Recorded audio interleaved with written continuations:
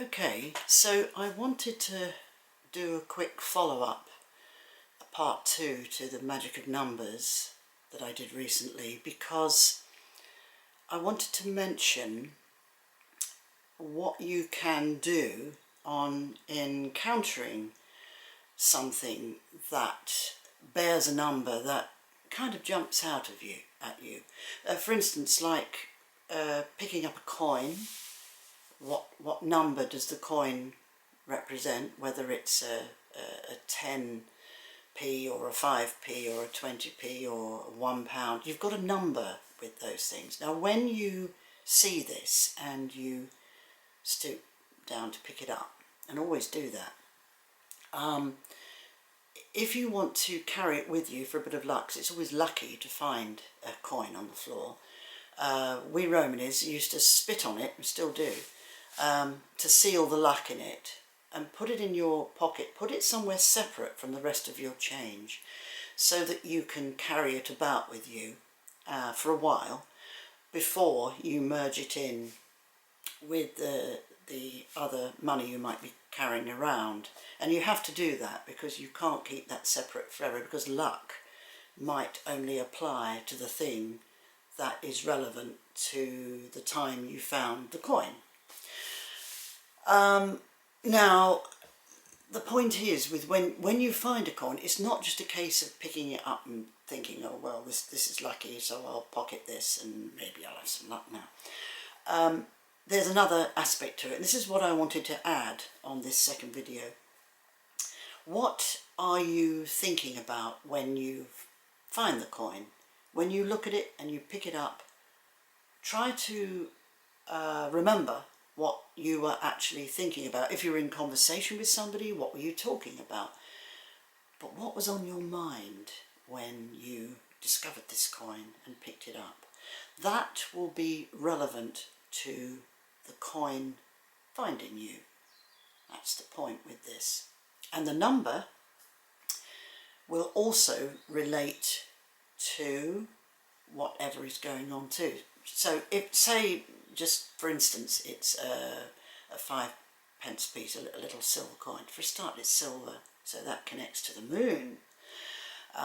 And if it's a 5, then that also connects to the moon, because 5 is a rather magical number in connection with the moon. I've got this written down in a lot of my books, so you just have to sift through and see where you can find it. But it's very important to connect in that way, to realise what you were thinking about, and to apply that to the fact that the coin has come to you.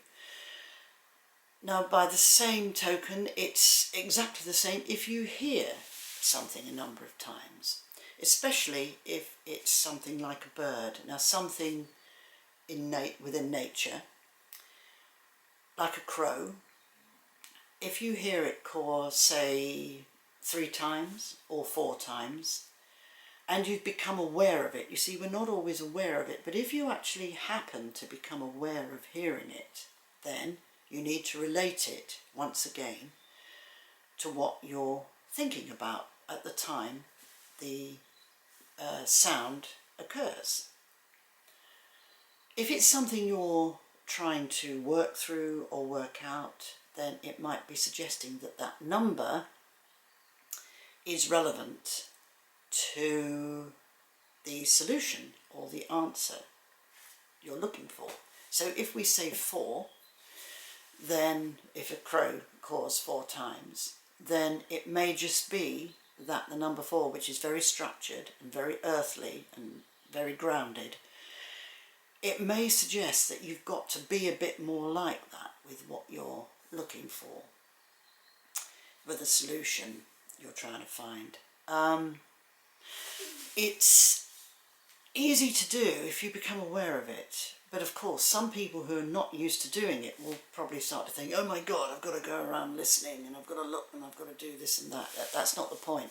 There's a subtle interaction that can occur between you and either the coin you find, and between you and the bird you hear call, How many birds do you see sometimes flying past the window at a relevant time that you become aware of them? You may be feeling a bit fed up over something and you look out the window and there are those birds flying by.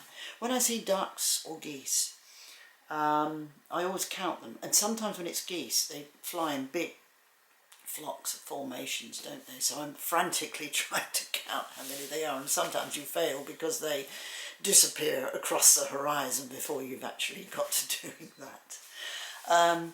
These things are magical. These things are relevant to everyday life.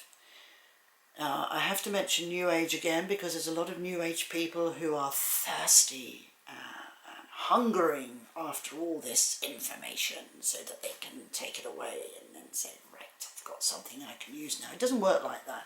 It's not going to work like that for you. Folklore, the magical world, the magical other world, will never work like that. So you might as well forget about what you're thirsting after, all the greed and the power and everything else, because it's going to backfire. It will turn it around on you. If you're sincere about trying to find a solution, if you're sincere about wanting some luck, then these things will help you. They will guide you in a subtle, very simple, very ordinary way. There's nothing fantastic, there's nothing miraculous about it. It's miraculous in its own way because you are connecting yourself with the world around you. You're connecting yourself with something that has substance. It's not flimsy, it's not pretty, it's not easy to get hold of. It's something that will interact with you, and it's very grounded. It's very useful. So remember that it's all very ordinary stuff, this. It's stuff people used to think about and do a long time ago, which we fail to do today because we're all trying to get hold of something that's going to feed us with something, or we just ignore it altogether. So it happens one way or the other. Let's be purposeful about this. Let's be grounded about this. Let's realise that this is part of everyday life, and it isn't a big deal. It's just something that is there to help you find what you're looking for, find solutions. So, the number 1, the number 2, the number 3, remember, as I said in the first video, they are the most important ones. They're the most important numbers of all. The others are sort of tacked on. 4, 5, 6, 7, 8, 9, 10. They sort of reflect the 1, 2 and 3.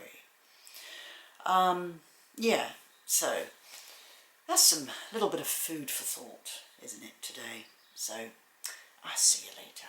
Bye.